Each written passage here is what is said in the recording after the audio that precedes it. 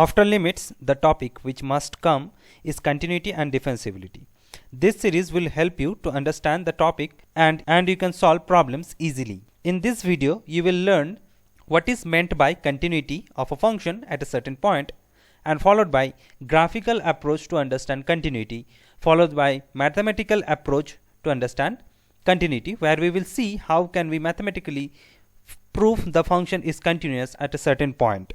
In this 10-minute video, you will definitely learn to solve continuity problems, so do watch the video till the end. Hello everyone, this is your educator Rajiv and you all are welcome here at X Calculus. So let us begin.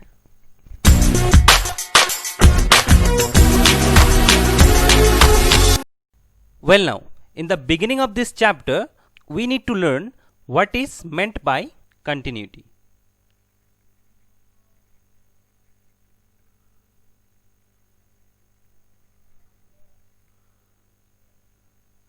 To understand this one, let us just simply brief about continuity.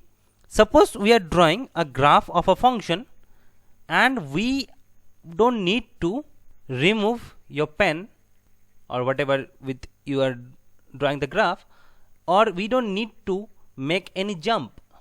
This is the simple way we can define continuity. So graphically, if you need to see, suppose we are drawing a graph of a function fx and we are doing it like that, and it goes on and on and on, and see there is no jump we need to make, or we don't need to remove the pen. So that means this type of functions are continuous, whereas we are stopped here and make a jump here like that, and then it sees here it is a discontinuity. So this type of graphs are discontinuous. At certain point we will get a jump, so that means we will get a point over here, suppose x equals to a. Okay, so now moving ahead, graphically how can we define whether the function is continuous or discontinuous? So graphical approach. So while graphically, let us take an example of the function, suppose y equals to 2x plus 3, and we need to check discontinuity or continuity, whatever, at certain point, suppose x equals to 5. So firstly we will draw the graph of this function 2x plus 3, which is pretty much clear to all of you. So we can draw the graph in that way that at x equals to 0 we will get y value 3, and at y equals to 0 x we will get minus 3 by 2. Somewhere here it is minus 3 by 2. So we can easily draw the graph in that way. Now we need to check whether at x equals to 5, so we can take x equals to 5 somewhere here. So this is x equals to 5, and you see this function has no jump or no point untouched here, so it is going on and on, so that means this is continuous. So continuous at x equals to 5. Though this is not the only way to find out continuity, we have a mathematical approach also, but we will discuss that on later. Now let's just go with another example, like for the function y equals to x square plus 2, and we are checking the discontinuity, suppose at x equals to 1. So firstly we need the graph of this function, and the graph will look like exactly this, a parabola, where this point is none other than the vertex, right?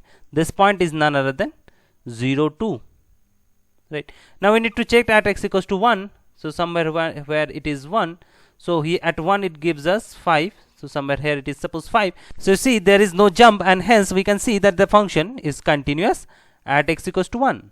So this is how we can define graphically. If we know the graph of that function at that certain point, we can discuss the discontinuity or continuity of this function. Okay, now going ahead, the mathematical approach. Well, for that you should know how to find limit of a function properly. And if you don't know how to find out limit properly, you can follow my limit series, where you will get to know how can we find limiting value of a function, or very precisely piecewise functions, so that you can perform continuity and differentiability sums well. Now moving ahead, the definition is something like that. A function fx is said to be continuous at x equals to a if its left hand limit is same as its right hand limit, which is same as its functional value, and that's supposed to be a finite quantity. Then only we can say the function is continuous at x equals to a. So this is the definition or the mathematical approach or the formula or the rule, whatever you say, and that is how we can find out discontinuity or continuity of a function at a certain point. Now once we are saying left hand limit and right hand limit would be equal, that means the limit at x equals to a is supposed to exist. So it implies limiting value of function would be same as functional value.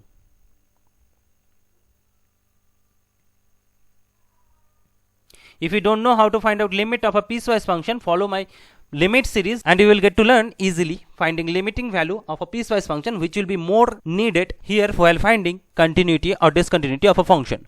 Going ahead with an example, suppose we need to discuss continuity at x equals to 0 for the function is given, suppose modulus of x. So as we all know, modulus of x is none other than piecewise function. So first we need to define this one, which will be x when x more than equals to 0, which will be minus x when x less than 0. And you see, critical point we got here, x equals to 0, and there only we need to check the continuity. Now mind it, if a piecewise function is continuous at its critical point, that means it is continuous everywhere in its domain. Mind that point. So now we'll go ahead with this one. So finding the left hand limit first. So left hand limit will be limit x tends to 0 minus fx, and in that case fx is none other than minus x. So we'll get the limiting value 0, whereas the right hand limit we will find now, which will be limit x tends to 0 plus fx, which is limit x tends to 0 plus x, which is again 0. Now what is the functional value? At x equals to 0, function is none other than x, so which is 0 again. So finally we can conclude here that LHL equals to RHL, and which is same as the functional value f0. That means function fx equals to mod x is continuous at x equals to 0. And as I said, if a function is continuous at its critical point, that means it is continuous in its domain. So mod x is continuous everywhere. Mind that term, we will discuss this one later. So this is continuous everywhere. This is important point here. Moving ahead with one more example. So suppose the function given fx equals to x fourth minus 16 divided by x minus 2 when x not equals to 2, and this one is 32 when x equals to 2. We need to discuss continuity at x equals to 2. So let us see how can we do this one. So now see, x as x not equals to 2 is given, that means we need to find out the limiting value first. So limit x tends to 2 x fourth minus 16 by x minus 2. If you don't know how to find out limit of these cases, we will use the formula limit x tends to a x raised to n minus a raised to n by x minus a, which is n a to the power n minus 1. Now how it comes, for that one you just follow my limit series and you will get to know. So this value will come 4 into 2 to the power 4 minus 1, which is 4 into 2 cube, which is 32. So you see, at x equals to 2, functional value is also 32. Hence limit exists and limiting value is same as its functional value.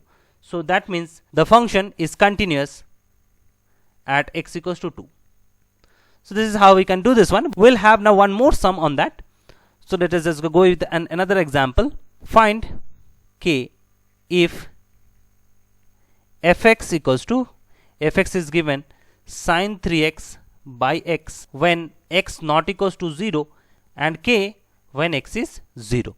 So again see, we have given x not equals to 0. So in these cases we don't need to find out the LHL RHL because the function is not piecewise. So it is already given in piecewise form where x 0 and not 0. So when x non-zero, that means we will find the limiting value. So x tends to 0 sine 3x by x. So this value will come limit x tends to 0 sine 3x by 3x into 3. And as we all know, this value will possess none other than 1, and hence the final limiting value is 3. And again functional value at 0 is given k, and that's supposed to be equal to the limiting value as the function is continuous. Hence we can find k is 3, and that is how we can find out the unknowns in this type of problems. So this is all about today's class, and in the next videos we will go on learning on the more concepts on continuity, and we will solve more problems on this. Till now, those who are new to the channel, follow my limit series so that you can easily understand continuity problems properly, and subscribe to my channel X Calculus. Do like and comment and share this video. If you have any doubt, you can ask me in Instagram also, so follow me in Instagram. So until then, see you next time. Thank you.